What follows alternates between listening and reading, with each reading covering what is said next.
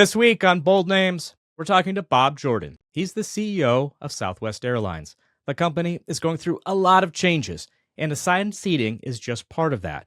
We get into that and much more. So fasten your seatbelts, put your tray table up, because we're taking off. Bob Jordan, thank you for joining us here on Bold Names today. Really excited to hear about all the changes at Southwest. And when I think of Southwest, I think of a few things. Super friendly people, cheap fares, free checked baggage, and open seating. Now, we've seen some changes. Some of those things have gone away. Most notably, in the last month or so, you have gone to a model where you're assigning seats to people. How has that very big change gone for you at this point? I mean, I remember it used to be like church. You could sit anywhere. Well, we're driven by the customer. This is all about pursuing what the customer wants. Herb, our founder, always said, if you don't change, if you don't follow the customer, you die. And 80% of our customers wanted assigned seating. We put together the most transformational set of initiatives this company has ever seen. It's really a change to the business model. Again, with our product, we added extra leg room, kind of a pseudo premium. We added a different boarding. We added assigned seating. We've added all kinds of partners. We can now connect you to every geography in the world at this point. So a lot of fundamental changes. But at the end of the day, it's all about, number one, what our customers want, and number two, not losing our values. Our values are not going to change. And this company is, from the very start, based on great people delivering exceptional hospitality, and that is still the very center of the brand promise. And I want to get into some of those changes here, but let's get into the seat issue, because for those people who don't remember, who aren't regulars, it used to be, there was like a process, right? You 24 hours beforehand, you wanted to get onto the app to make sure you could get your group to get in line, and there was a whole theory and strategy of, so you could figure out to get an aisle seat or a window seat. Now that's gone. Now it's just like you get your assigned seat when you buy your ticket, right? You do. And what we heard from folks was they loved the simplicity of open seating, what you just described, but they hated the stress of not knowing where they were going to sit, especially if you're a family and you can't guarantee that you're next to the person you're traveling with. You can't guarantee that as a family you're sitting together. So folks want to know where they are on the aircraft. And today you make a booking and you can know, obviously, at that time. We also gave you a lot of choice. We have an extra legroom section. It's got an elevated snack service, and it's really a great product. The implementation overall was just flawless. So, if you think about it, overnight, we changed two of the most fundamental things about how you operate the airline, how we seat customers, how we board customers. So we went to bed one day using open seating and woke up the next day in assigned seating. So it's a huge change. And by the way, on the day that we implemented assigned seating, we led Delta, American, and United in on-time performance and cancellation rate. So I'm really proud of our company. But it's never perfect. With a change that large, you're going to have tweaks. What I love is that the system was designed to be able to do those things very quickly. I think the question you're paying for checked bags now. There are these extra kind of add-ons for whether more leg room or there's basic economy fares. There's all this kind of tiering, which Right. sounds like what a traditional airline is like. And some of those Southwest fans are saying, hey, what's the difference now between the other guys and Southwest? How does that make you feel? I mean, you've been at the company probably almost 40 years, right? That's right. That sounds like maybe that might sting a little. Change is hard. What we do know, this is what our customers wanted. They want choice. They want more choice, from the very basic fare to a fare that includes basically everything from top to bottom. And on the bag, on the check bag fee, all you have to do is have the Southwest Airlines credit card, and you're going to accrue more miles. You're going to have a free checked bag. You're going to be guaranteed a better boarding group. But it's because that's what our customer wants. It's about it's all about pursuing our customers. But to your what's different now, you're becoming more and more like every airline. It's funny, over my tenure here, 38 years, we have customers who are incredibly loyal to the brand. It's an emotional connection to the brand. So you change something, and that's going to upset somebody. I remember going through, we used to have plastic boarding cards. You had a plastic boarding card, you got in line, and the gate agent took this piece of plastic from you, and that's how you got on the airplane. And when we changed that, we had folks say, well, there goes the soul of the airline. No more plastic boarding.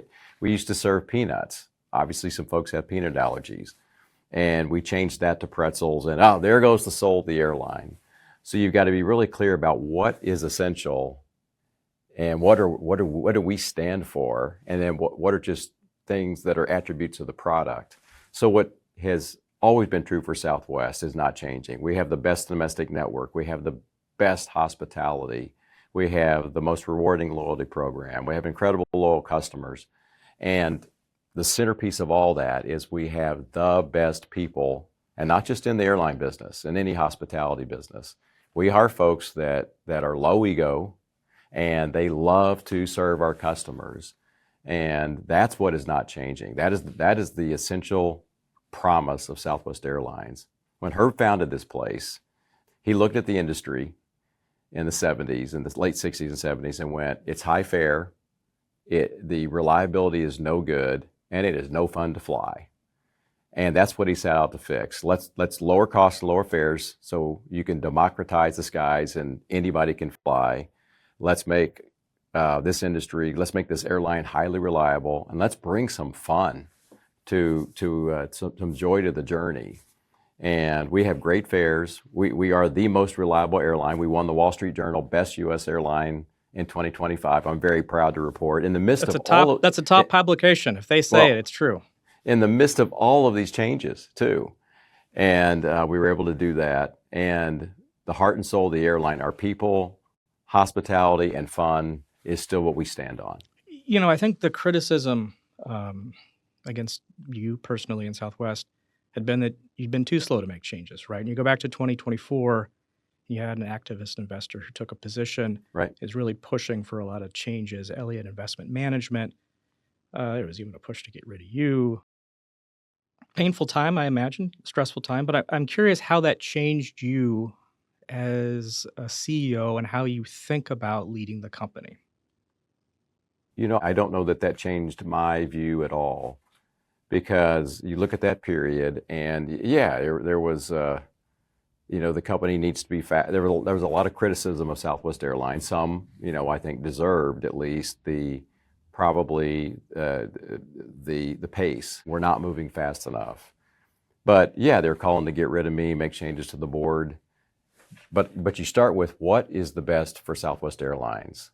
What is the best for our people? What's the best for our customers? You can't start with what is best for Bob. I love this place. And I'm never going to start with what's good for me. I'm going to start with what is good for Southwest Airlines. So you just ignore all that and you go to work changing the company, driving the transformation, meeting the customer's needs, improving the value proposition for our shareholders. So, I look at that period actually as something I think we'll look back and decide that that's one of the best things that happened to Southwest. And what I mean by that is, while Elliott didn't bring anything new, no new idea, what Elliott brought was, kind of a kick in the pants to move faster. A sense of urgency. A sense of urgency, a sense of making driving the company to be more agile. And so you look back and we accomplished more in the last year than I've seen, not just Southwest, but any airline do in a year's period. And you look up today, we're forecasting earnings this year that are over 4 times 2025. And I definitely want to get into those earnings. I'm curious though, it feels like you were a little bit of in a catch-22, right? You're a guy who spent the bulk of your adult life at Southwest. You inherited this great heritage from your founder, who a key part of his philosophy was doing things differently. Right. Then you're getting pressure from Elliott to do things similar to what other airlines are doing. Do you think that outside pressure, that outside force really helped you? I think it's subtle. So I think everything that we have done was in the plan.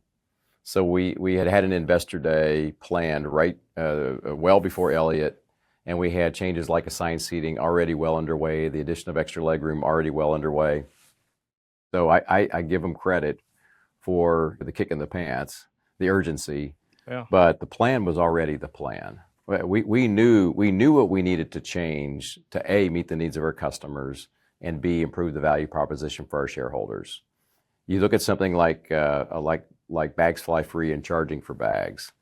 That's $1 billion benefit from the top line, which ultimately benefits our shareholders. You're generating an extra $1 billion a year. That's right. So Yeah. you have to take a hard black and white look at that and say, if we must have industry-leading returns, because at the end of the day, we are a for-profit company owned by our shareholders, then if I'm going to have a bags fly free policy, which of course everybody likes, bags fly free, who's going to vote against that?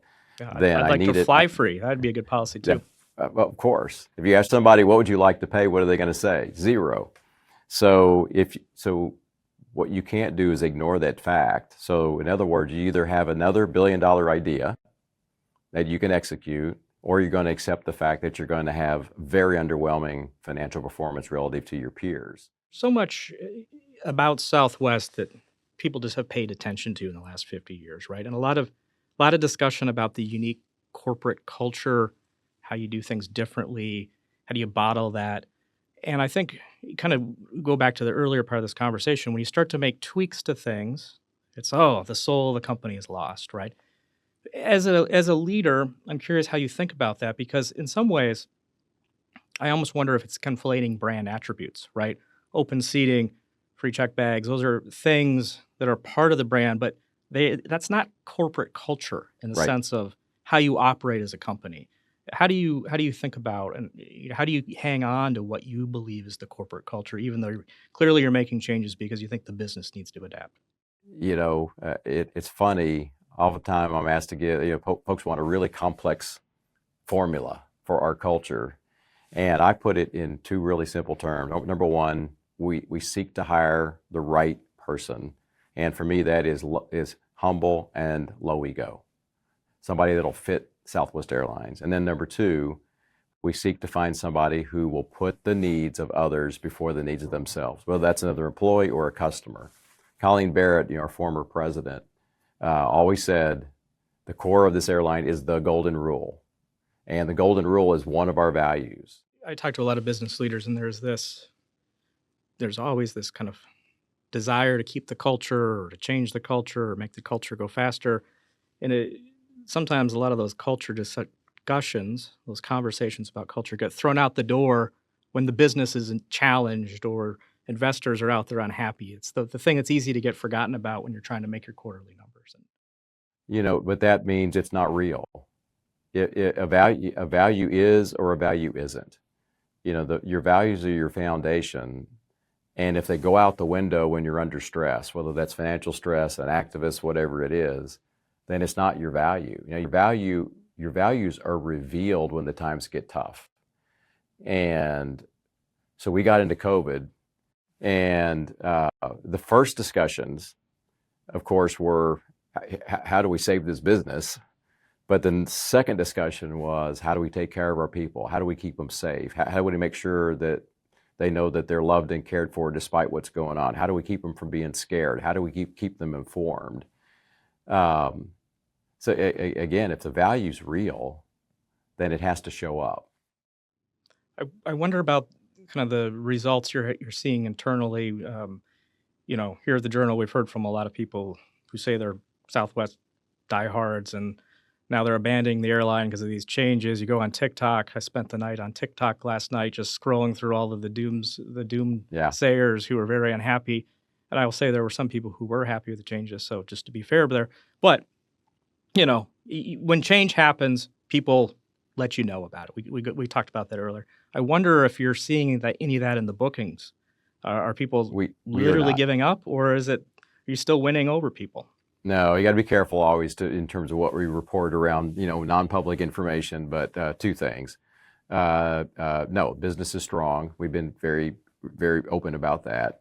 And then number two, we watch customer data every single day. Of course, we're seeing feedback because change is hard. Right. We're not seeing any evidence that folks are booking away from Southwest. We're seeing a lot of enthusiasm for the changes, and we're seeing the changes that we're making to tweak things like boarding and the bin space. We're seeing that very effective. And you always have, I'm not picking on the sources, but you always have to separate social media feedback and data. Mm-hmm. Because a lot of times, emotional reactions show up, and that's not the same as real information. But no, we listen to all feedback. We're taking action. But no, there is a lot of evidence that this is what our customers wanted, and number two, it's working. Yeah. One of the things that I know is very important to a lot of people out there, it shows up in polling information, is this idea of affordability in the U.S. right now. A lot of people feel like things are not affordable, whether it's healthcare or daily life. And clearly that's something that's going to affect you all in the travel industry, definitely.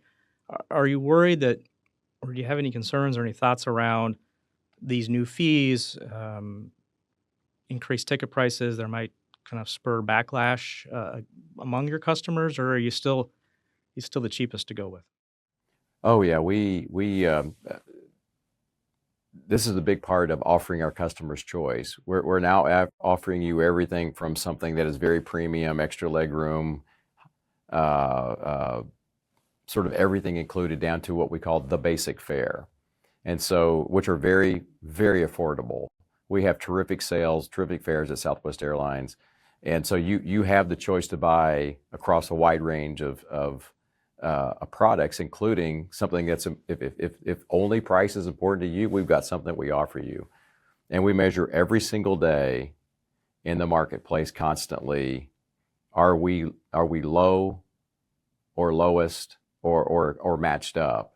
And our fares are incredibly affordable. I mean, that's a value here at Southwest, is being affordable, having low cost, just like high service is. But no, we're very focused on the fact that you have customers all across the map in terms of what they're looking for. For the previous year, you reported about $512 million in adjusted profit, which I'd say is a fraction of the bigger places like Delta and United. But you're talking about, as you alluded to earlier, I mean, you're expecting to quadruple your earnings this year. Is that really doable? I mean, that's a huge jump. Well, last year our earnings were 93 cents a share, and we guided at least $4 a share for 2026 year. Again, I'd get in a lot of trouble if I gave you a financial report, given that we're mid-quarter. But